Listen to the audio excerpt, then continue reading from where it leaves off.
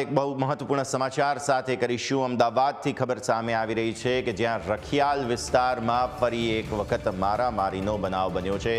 રખિયાલ વિસ્તારમાં આવેલ અજીત રેસિડેન્સીનો એક બનાવ સામે આવ્યો છે કે જ્યાં અત્યારે ફિલહાલ 14 તારીખે રાત્રિના સમયે તલવારો અને લાકડીઓ લઈને બે જૂથ આમને સામને આવી ગયા હતા। માહિતી પ્રમાણે પહેલાની જ એક અંગત અદાવત હોવાના કારણે આ બવાલ થઈ હતી। રખિયાલ પોલીસ દ્વારા ગુનો નોંધી 6 થી 7 લોકોની અટકાયત કરવામાં આવી છે। મહત્વપૂર્ણ ઇનપુટ્સ અમે એક્સક્લુઝિવ તસવીરો પણ આપને બતાવી રહ્યા છીએ। રખિયાલ વિસ્તારમાં બવાલની વિગતો સામે આવી છે। બે જૂથ વચ્ચે અથડામણ થઈ છે, મારામારી થઈ છે અને ફરી એક વખત જ રખિયાલ વિસ્તારમાંથી જ આ પ્રકારની ઘટના સામે આવી છે। અજીત રેસિડેન્સી સોસાયટીનો બનાવ છે કે જ્યાં 14 તારીખે રાત્રિના સમયે એટલે કે ગઈકાલે મોડી રાત્રે તલવારો અને લાકડીઓ લઈ બે જૂથ આમને સામને આવી ગયા હતા। જેની તસવીરો આપ નિહાળો। કેટલી મોટી સંખ્યામાં લોકો જે છે તે રસ્તા પર ઉતરી આવ્યા હતા। સંવાદદાતા જયેશ અત્યારે આપણી સાથે ફોન લાઈન પર। જયેશ, શું સમગ્ર બવાલ હતી? કઈ રીતે વિગતો અને જૂની અદાવતની કંઈક ખબરો સામે આવી રહી છે? જયેશ, જે પ્રકારે આપણે અગાઉ પણ અમદાવાદના જે દ્રશ્યો જોયા હતા કે જ્યાં જાહેરમાં તલવારો લઈ અને લુખાઓ છે તે નીકળી પડતા હોય છે ને ત્યારબાદ જ્યારે આ સમગ્ર મામલો મીડિયામાં આવે છે ને ત્યારબાદ પોલીસની છે તે ઊંઘ ઉઠતી હોય છે ને કાર્યવાહી કરતી હોય છે। ત્યારે જે પ્રકારે અગાઉ આપણે નિકોલમાં જે દ્રશ્યો જોયા હતા એ જ પ્રકારના દ્રશ્યો છે તે ફરી હવે રખિયાલ વિસ્તારમાં જોવા મળી રહ્યા છે કે જ્યાં એક વિશાળ ટોળું છે તે હથિયારો સાથે આવે છે અને એક ઘર ઉપર તૂટી પડે છે। જે વિગતો અત્યારે મળી રહી છે તે મુજબ અજીત મિલ પાસે આવેલી જે અજીત રેસિડેન્સી છે ત્યાંનો આ ઘટનાક્રમ છે ને આ ગત રાત્રિનો આ બનાવ હાલ અત્યારે સામે આવી રહ્યો છે કે 14 તારીખે રાત્રિના જે ટોળું છે તે હથિયારો સાથે છે તે પહોંચ્યું હતું, જેમાં તલવાર હતી, લાકડીના ધોકાઓ હતા, પથ્થરો હતા અને એક જે ઘર આવેલું છે 301 નંબરનું આ બ્લોક હોવાની વાત અત્યારે હાલ સામે આવી રહી છે પ્રાથમિક રીતે। ત્યારે જે પ્રકારે અસામાજિક તત્વોના જે દ્રશ્યો છે તમે અત્યારે જોઈ શકો છો એ પછી સીસીટીવીના હોય કે સામાન્ય વિડીયોના કે જેમાં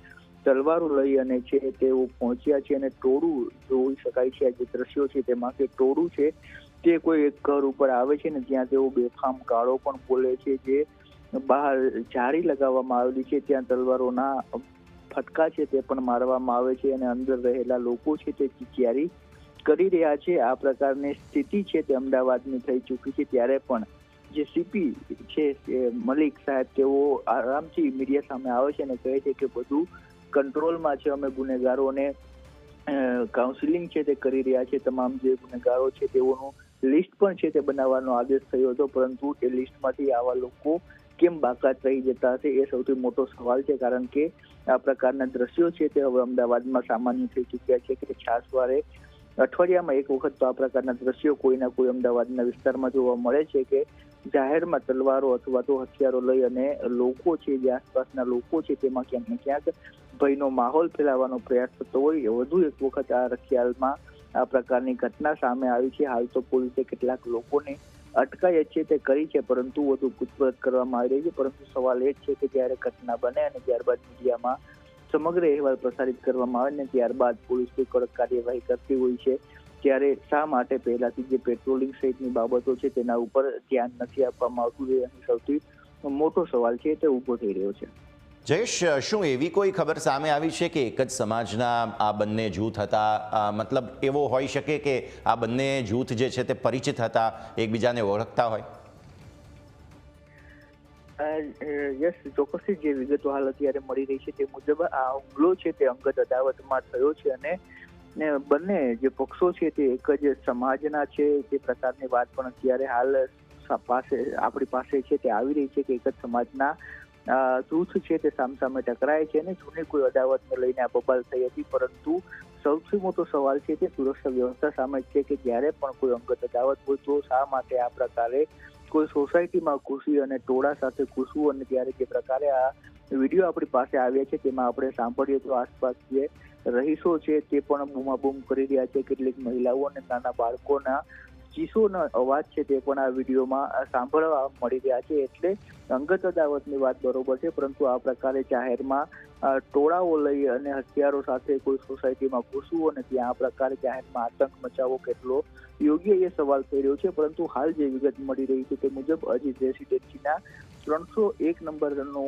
આ કદાચ બ્લોક સામે આવી રહ્યો છે કે જ્યાં ઘટનાક્રમ બન્યો છે ને અંગત અદાવતમાં એક જ સમાજના બે જૂથો વચ્ચે ગઈકાલ રાત્રે છે તે બબાલ થઈ હતી. ત્યારબાદ પોલીસે 6 જેટલા લોકોને છે તે અટક કર્યા હોવાની વિગત ત્યારે એ સામે આવી રહી છે.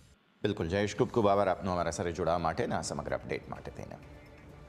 તો આપ નિહાળો તસવીરો, મોટી સંખ્યામાં લોકોનું ટોળું જે છે તે રસ્તા પર ઉતરી આવ્યું હતું. અત્યારે ફિલહાલ પોલીસે સૌથી પહેલાં તો કાઉન્સેલિંગ સાથે શરૂઆત કરી છે. આ બંને જે પરિવાર છે અને જે પરિવાર પર જે છે તે ખાસ માર મારવામાં આવ્યો અને સાથે સાથે આરોપીઓના લિસ્ટમાં પણ અત્યારે ફિલહાલ શું કોઈ છેડછાડ છે કે નહીં તેને લઈને પણ વિગતો જરૂરથી તપાસ કરવાની રહેશે.